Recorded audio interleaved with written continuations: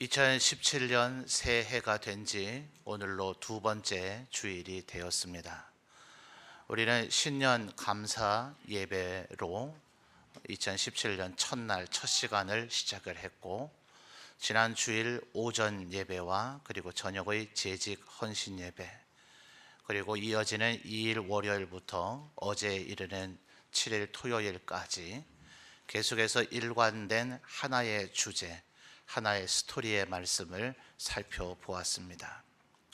하나님께서 2017년 이 새해에 우리에게 새 일을 행해 주시기를, 또 다른 표현으로는 우리에게 부흥을 허락하여 주시기를 그렇게 소망해보자, 꿈꿔보자, 하나님 앞에 그러한 긍휼과 은혜를 간청해보자 하는 그런 말씀으로 이 한 해의 새 출발을 열었고요.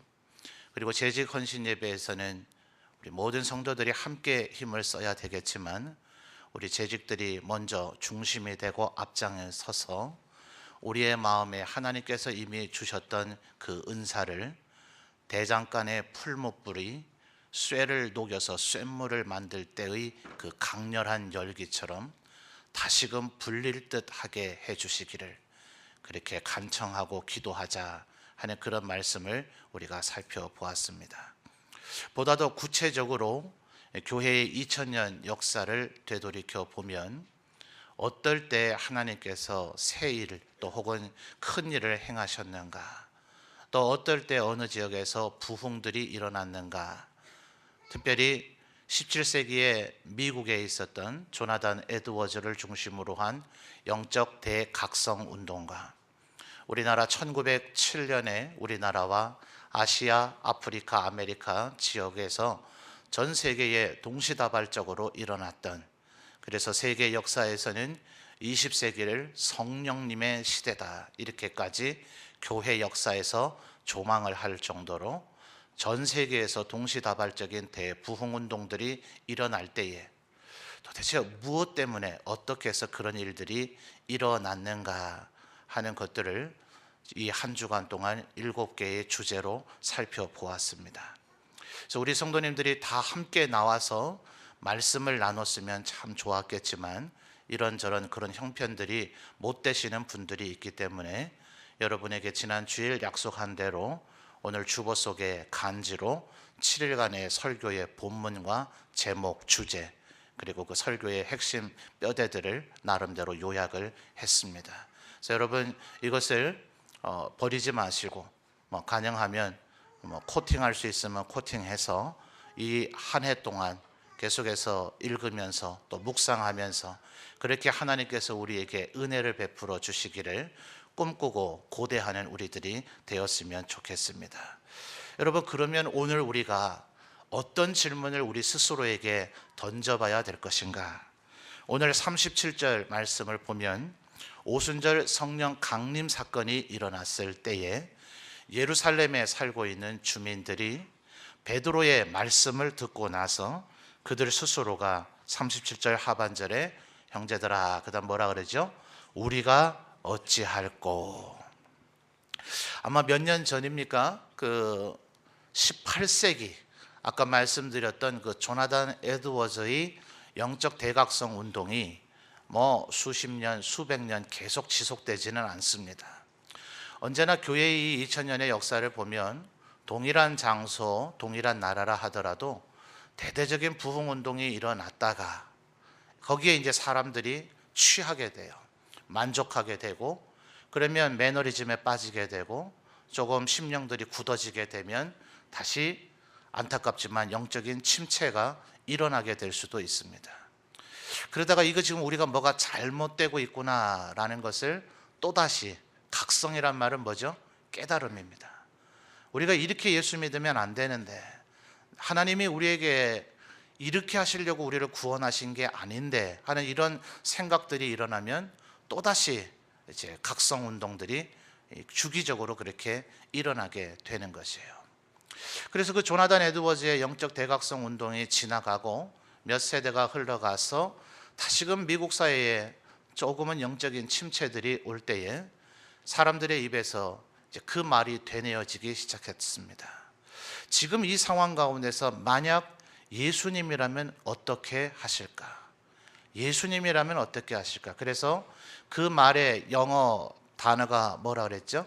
What would Jesus do? 이래서 그 머리 글자인 WWJD, 이것을 지금 미국과 유럽의 젊은이들, 예수를 제대로 믿고자 하는 사람들은 끊임없이 이 질문을 던져봅니다. 지금 이 상황에서 바로 지금 매일의 여러분의 삶에서 내가 겪고 있는 그 어떤 상황 속에서 요때 예수님이라면 어떻게 하실까? 자, 뭐 영어 시간은 아닙니다만 한번 따라해 볼까요? What would Jesus do? 그래서 뭐라 한다고요? WWJD. 같이 말해 볼까요? 시작. WWJD. 뭐 그렇게 어려운 것이 아니죠.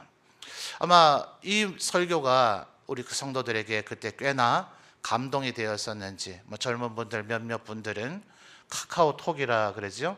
거기에 상태 메시지라 그래서 어떤 문장들을 올려놓는 것들이 있는데 꽤 여러 성도들이 거기에 WWJD라는 것을 올려놓는 것을 제가 보곤 했습니다. 근데 여러분, 지금 오늘 우리가 읽은 이 제목, 우리가 어찌할꼬, 이것도 마찬가지로 4개의 단어로 이루어져 있죠. 그래서 이것이 여러분 우리나라의 선교사님들을 파송했던 19세기와 20세기의 미국의 소위 그 자원봉사자, 어쩌면 우리가 지금 해마다 보내고 있는 14차 가게 되는 우리의 그 학생들처럼, 비록 우리나라에 오신 선교사님들은 그렇게 한 주간 열흘 이 정도의 짧은 기간으로 온 것은 아니지만 그들도 목사나 신학자나 교수 이런 분들이 온 것이 아니라 바로 우리 학생들, 우리 청년들과 같은 그런 젊은 세대들이 소위 볼런티어, 자원봉사자의 개념으로 하나님 앞에 헌신하고자 하는 운동들이 일어날 때에 그들을 일깨웠던 말씀의 설교의 주제가, 제목이 바로 이거였습니다. 우리가 어찌할까? 이제 우리가 무엇을 해야 되는가? 그래서 영어 단어로 뭐예요? What shall we do? What would Jesus do? 그 단어의 문장과 거의 흡사하죠. 그래서 여러분, 이 말씀을 오늘 또다시 여러분의 마음속에 좀 새기셔서 이 한 해 계속해서 매일의 삶을 시작할 때, 또 매일의 삶을 마감할 때, 그렇다면 내가 무엇을 해야 될까? 어찌 해야 될까? 이 질문을 스스로 끊임없이 던져보시는 우리 모든 성도님들 되셨으면 좋겠습니다. 여러분, 그 영적 대각성 운동들이 일어날 때에 오늘 우리가 읽은 37절에서 47절까지의 본문을 읽고 그들이 이것을 중심으로 해서 그런 부흥운동이 일어난 것은 아니에요. 이걸 본문으로 삼아서 봐라, 사도행전 2장 37절에서 47절까지 이렇게 돼 있으니까 우리는 회개해야 된다, 우리는 말씀 읽어야 된다, 우리는 기도해야 된다, 우리는 성령 충만해야 된다, 사역해야 된다, 전도해야 된다, 감사해야 된다, 이렇게 여긴 게 아니에요. 그 7가지 주제 말고도 사실은 제가 가장 강조되어져야 될 7주제, 왜? 우리가 기도하러 모인 게 7번이니까요. 그래서 7개 주제를 추려냈을 뿐이지 사실은 더 많은 주제들을 우리들이 생각해 봐야 될 것입니다. 어쩌면 선교도 조금은 독립된 주제로 다뤘으면 하는 우리 성도들 가운데 좀 아쉬움이 있었을는지 몰라요. 그러나 언제나 저는 전도와 선교는 동전의 양면과 같아서 그 두 개는 본질적으로 다른 것이 아니다라고 여기고 있습니다. 이곳에서 전도하는 사람이 물을 건너가면 선교하는 것이고, 선교의 사명을 가지고 있는 사람은 여기에서 전도도 해야 되는 것이기 때문에 그렇습니다. 뭐 그 외에도 그럴지라도 또 다른 많은 주제들을 더 다뤄보고 찾아볼 수 있겠죠. 실제로 교회 사의 역사학자들은 그런 대각성운동들, 대부흥운동들이 일어났던 그 시기의 요소들을 보면 이 7가지 외에도 더 많은 것들이 있습니다. 그런데 기이하게도 이 본문을 가지고 이걸 주제로 삼아서 이 말씀대로 해보자 이렇게 했던 건 아니지만 그 대부흥운동의 자리에서 있었던 그 모든 요소들의 거의 대부분이 이 본문 속에 다 등장하고 있다는 거예요. 그래서 여러분, 교회 2000년의 역사 가운데 늘 시대마다 다시 성경으로 돌아가자라는 이 구호 못지않게 개혁주의자들이 외쳤던 말씀이 무엇인지 아십니까? 초대교회로 돌아가자. 이게 바로 오순절 성령 강림 사건을 통해서 물론 이스라엘 백성들이 애굽에서 나와서 가나안 땅으로 갈 때 그 광야의 40년 유랑을 바울 사도는 신약적으로 볼 때 그것은 광야 교회다 이렇게 말을 하기도 합니다. 그러나 보다 정확한 개념 속에서는 바로 이 오순절 성령 강림 사건 이후에 이제 우리가 오늘날 구약시대, 신약시대를 넘어서 소위 교회시대라고 말할 만한 교회가 이제 생성이 되어지는 거죠. 그래서 그 첫 번째 세대의 교회 구성원들이 무엇을 힘썼는가를 보니 바로 그 영적 대각성 운동에서 일어났던 중요하게 여겨지는 그 요소들이 모두 다 여기에 있더라는 거예요. 자, 여러분 38절에 베드로가 뭐라고 얘기하고 있습니까? 38절에 베드로가 이르되 너희가 뭐 하라고요? 회개하라.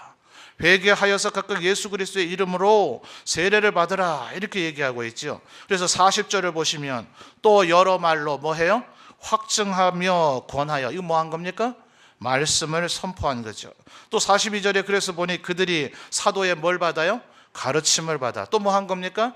역시나 말씀의 선포가 계속해서 이루어지고 있는 겁니다. 42절 이어서 보면 가르침을 받아 서로 교제하고 떡을 떼며 오로지 무엇에 힘썼다고요? 기도하기를 힘썼다고 얘기하고 있습니다. 다시 38절로 돌아가서 보면 베드로가 이르되 너희가 회개하여 각각 예수 그리스도의 이름으로 세례를 받고 제사함을 받으라. 그리하면 뭘 받으리니? 성령의 선물을 받으리니. 그래서 그들이 43절부터 47절까지의 말씀, 특별히 43절에서 45절까지 보면 사람마다 두려워하는데 사도들로 말미암아 기사와 표적이 많이 나타나니 믿는 사람들이 다 함께 있어 서로 물건을 서로 통용하고 공동체적인 삶을 살아가는 것인데 이것에서는 반드시 사역적인 형태가 나타나게 되어져 있습니다. 그래서 45절에 또 재산과 소유를 팔아 각 사람의 필요를 따라 나눠주고 또 날마다 마음을 같이하여 성전에 모이기를 힘쓰고 집에서는 또 떡을 떼고 하니 이 모든 일들을 가리키는 말의 표현이 뭐라는 겁니까? 그게 바로 사역이다 하는 거죠. 그래서 47절 하반절을 보면 주께서 구원받는 사람을 날마다 더하게 하셨다. 무엇이 이루어진 것입니까? 전도가 이루어진 것이죠. 그리고 47절 상반절을 보면 하나님을 찬미하며 하나님 앞에 감사의 찬양을 올려드리고 있는 것입니다. 아멘. 여러분 확인되셨습니까? 자, 우리가 일주일 동안 살펴봤던 그 모든 말씀이 어디에서 이루어지고 있었더라는 거예요? 초대교회예요. 처음 예수 그리스도를 믿고 내가 어떻게 예수를 믿어야 될까? 무슨 질문을 던졌던 이들이요? 우리가 어찌할꼬?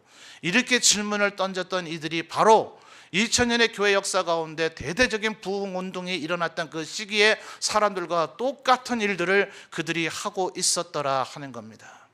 그러니 여러분 새벽 시간마다 제가 강조했던 말씀을 기억해 주십시오. 우리가 이제 하나님 앞에 오늘부터 이제 다시 한번 결심하고 회개하고 말씀 부지런히 읽고 간절히 기도하고 성령 충만하기를 간구하고 교회 사역을 무엇이라도 한 가지 맡아서 열심을 다하고 올 한 해 단 한 명이라도 우리 교회에 나오도록 열심을 다해 전도하고 매일같이 하나님 앞에 감사하는 삶을 살면 무조건 하나님께서 우리 교회에 대각성운동, 부흥운동, 세일을 행하시는 것은 뭐라 그랬죠? 아니라 그랬어요. 그것은 아니에요. 그래서 오직 누구에게 달려 있습니까? 오직 하나님의 절대적인 주권에 달려 있습니다. 그런데 여러분 우리가 알고 있는 것이 무엇입니까? 하나님은 어떤 분이에요? 하나님은 사랑이 충만하신 분입니다. 우리에게 은혜와 축복을 주고 싶어서 안달이 나신 분입니다. 우리의 어지간한 허물은 다 용서하고 우리에게 사랑을 주기를 원하시는 분입니다. 그분은 언제쯤 아멘하려고 이렇게 아멘을 여전히 안 합니까? 그분은 간청하는 이들에게는 한 번도 외면한 적이 없으세요. 오죽하면 주님의 그 성품을 설명해 주시기 위해서 뭐라고 얘기했어요? 못된 재판관이 있었는데 사람을 무시하고 뇌물이나 좋아하고 힘 있는 사람의 재판이나 해주지 연약한 사람의 얘기는 전혀 들어주지도 않는 그런 못된 재판관이 있었는데 누가요? 강청하는 과부가 와가지고 제발 내 억울함을 풀어주세요 날마다 와가지고 귀찮게 해야 되니 그 재판관이 어떻게 했다고요? 귀찮아서라도 그렇게 해주던데 하물며 하늘에 계신 너희 아버지가 또 뭐라고 얘기하세요?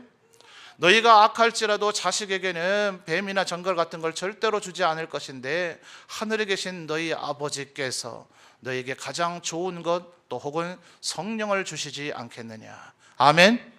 그러므로 여러분, 우리가 단정짓고 결론 내릴 수는 없어요.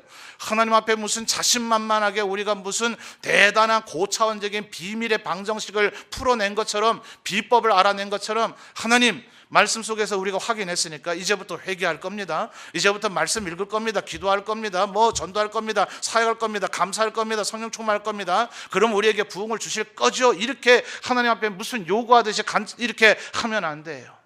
그러나 분명한 것은 하나님 앞에, 하나님 우리를 긍휼히 여겨 주옵소서. 우리에게 은혜를 주옵소서. 오직 하나님 주시는 그 은혜만이 우리를 이 혼란하고 암울한 이 시대 가운데서 소망을 가지고 살 수 있게 만들어 줄 것입니다 하는 그런 진솔한 마음으로 하나님 앞에 우리들이 이 일을 행할 때 하나님께서는 우리에게 어떠한 형태로든 은혜를 베풀어 주실 줄 믿습니다. 그러므로 여러분, 이 믿음 가지고 겸손하게 하나님 앞에 우리 모두가, 여러분 부탁드립니다. 이런 일을 할 때는 제발 나 혼자 아간같이 굴면 안 돼요. 뒤로 뒷짐지고 서 있으면 안 돼요. 남들이 다 하고 나면 나 뒤에 동참해야지 이러면 안 돼요. 우리 모두 다가 했는데 혹시 내가 머뭇거리고 있어서, 혹시 내가 불순종하고 있어서, 내 마음이 강팍하게 굳어져 있어서 나 때문에 하나님이 우리에게 은혜를 안 베풀어 주시면 어떡할 거예요?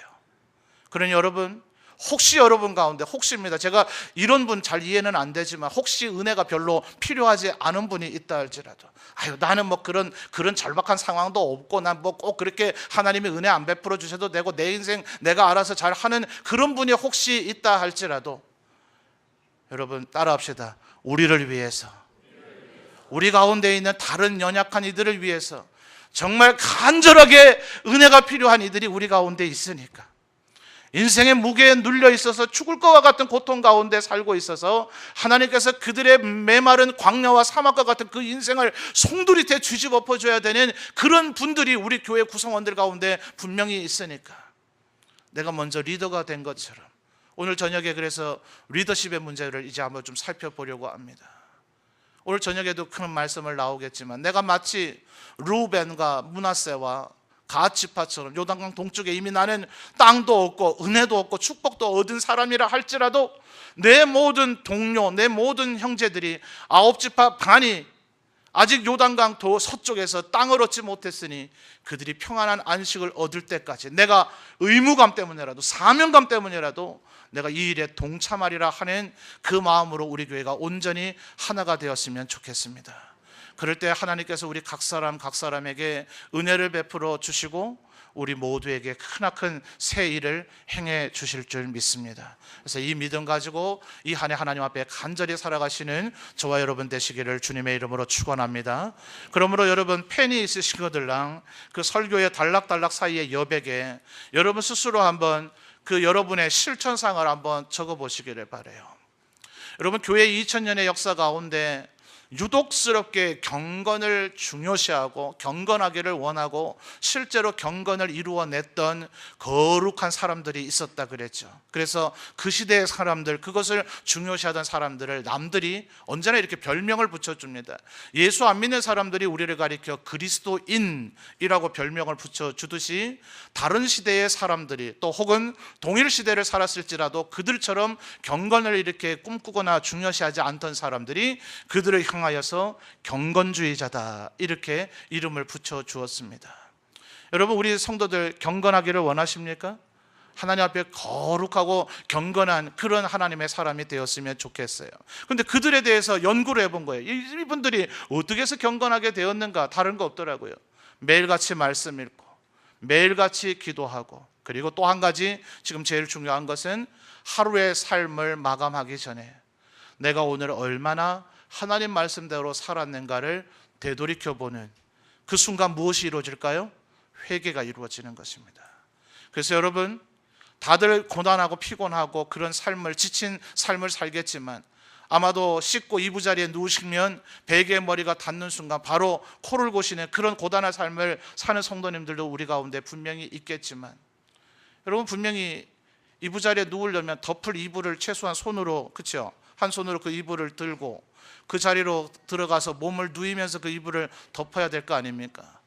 그냥 무슨 다이빙 선수가 다이빙하듯이 이불로 촥 이렇게 1초간에 잠자는 자세로 전환되지는 않을 거 아니에요. 분명히 그 잠을 자려고 시도하는 그 전환 시간 동안에 못해도 1분 이상의 시간은 있을 거예요.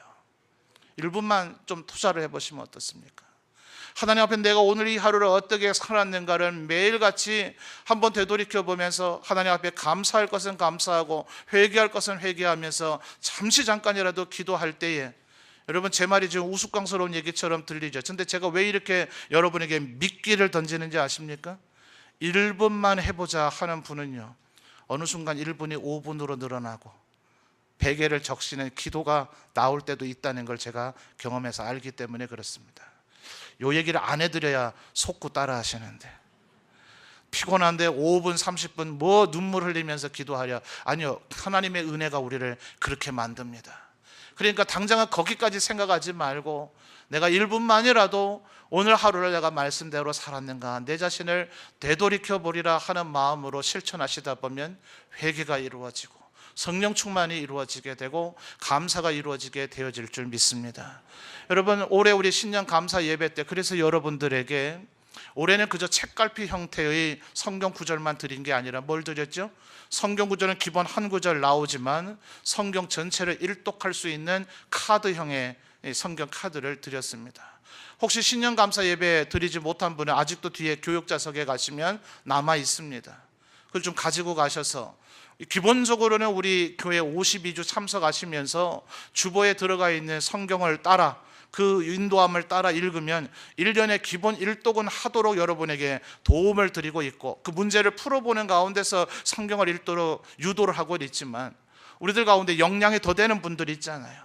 1년에 1독만으로 만족이 안 되는 분들이 있잖아요. 그래서 여러분 그 카드를 이용해서 먼저 앞서 행하시면서 하나님 말씀을 읽으시다 보면 반드시 여러분에게 하나님께서 은혜와 세일을 허락해 주실 줄 믿습니다. 여러분, 맹세하는 것은 아닙니다. 우리의 인간의 연약함이 절대로 자기가 말한 대로 할 수 없는 존재임을 알기 때문에 하나님께서는 하늘로도 땅으로도 그 무엇으로도 맹세하지 말라고 하셨지만, 다짐하는 것은 죄가 아닙니다. 여러분에게 지금 맹세하라고 하는 얘기가 아닙니다. 하나님 앞에서 한번 다짐하고 결심해 봅시다. 하나님, 올 한 해 제가 성경을 최소한 1독은 한번 해보겠습니다. 나를 도와주십시오. 이렇게 마음의 다짐을 할 때에 하나님께서 새 일을 행해 주실 줄 믿습니다. 여러분, 지금 제가 뭐 하고 있는 거예요?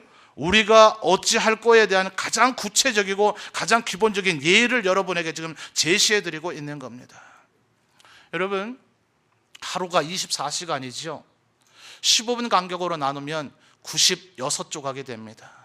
4조각이 부족하지만 그저 한 100조각 정도 된다고 생각하시면 되죠. 15분짜리 2개 30분이면 하루에 2%입니다. 2%. 여러분, 요즘은 잘 시중에 나오는가 모르겠습니다만 음료수 가운데 2%라고 하는 음료수 있었죠. 그 음료수 선전할 때 광고 멘트 기억하십니까? 내가 물로 보이냐? 물이 아니라는 거죠. 물이 아닌 음료수라는 거죠. 근데 여러분, 물이라고 하는 것은 주로 어떨 때 쓰입니까? 다른 사람을 완전히 무시할 때. 저는 그 광고 들으면서, 음료수 사장님하고 좀 아무 관계 없습니다. 그 음료수를 제가 광고를 들으면서 굉장히 마음속에 감동이 되는 게, 그렇다, 우리가 하루에 2%, 하루에 30분조차라도 하나님 앞에 기도하지 않으면 사탄이 우리를 얼마나 물로 보겠는가, 우리를 얼마나 만만히 보겠는가. 여러분, 15분 단락에 딱 2시간입니다. 시간 없으시죠? 많이 바쁘시죠? 분주하시죠? 제가 이미 여러 차례 말씀드렸습니다만 대학가에 IBF라고 하는 선교단체가 있습니다. 이들이 신입생이 들어오면 새로운 이제 베이직 교리 훈련과 신앙의 훈련을 시킬 때에 일주일에 도표를 가로로 이렇게 만들어서 매일의 삶을 15분 조각으로 나눠서 하루에 96조각씩 7일 자기가 어떻게 살고 있는가를 표시하게 합니다. 다 바빠요. 분주합니다. 그런데 여러분도 한번 해보십시오. 도표를 한번 그려보세요. 가로로 하루씩 7일을 해가지고 하루에 세로로는 0시부터 24시까지 해서 이 15분 간격으로 도표를 만들어서 여러분이 실제로 어떻게 살고 있는가를 한번 체크해 보시면 의외로 하지 말아야 할 일을 하고 있는 시간이 꽤 많습니다. 하나만 할 일을 하고 있는 시간 또한 굉장히 많습니다. 더 충격적인 것은 아무것도 하지 아니하고 어영부영 시간을 허비하고 있는 시간이 얼마나 많은지 모릅니다. 그걸 해보면 스스로 깨닫게 돼요. 우리는 시간이 없어서 하나님 앞에 경건하게 못 사는 게 아니라, 시간이 없어서 하나님 앞에 헌신 못하는 게 아니라, 시간을 허비하고 있어서, 아무짝에도 쓸모없는 일에 몰두하고 있어서, 더 안타깝게는 죄악에 물들어 있어서 하나님 앞에 영광 돌릴 시간도, 경건하게 살 시간도, 하나님 앞에 거룩하게 살 시간도 없는 것입니다. 여러분, 반대로 하셔야 돼요. 먼저 시간을 떼내서 하나님 앞에 거룩하게 살고자 힘쓰십시오. 그리고 땀을 흘려서 여러분의 삶을 윤택하게 영위하기 위해서 최선을 다해서 성실하게 일하십시오. 그러면 피곤해서 죄 지을 여가가 없는 여러분을 발견하게 될 것이고, 어느 사이인가 거룩하고 경건한 삶으로 나아가 있는 여러분을 발견하게 될 것입니다. 그래서 뭐 하라는 거예요?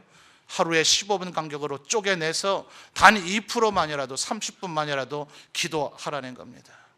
여러분, 이미 우리가 사역 지원서를 다 내고 모든 사역에 단 임명을 지난 12월 둘째 주에 했습니다만, 여전히 교회는 일손은 부족합니다.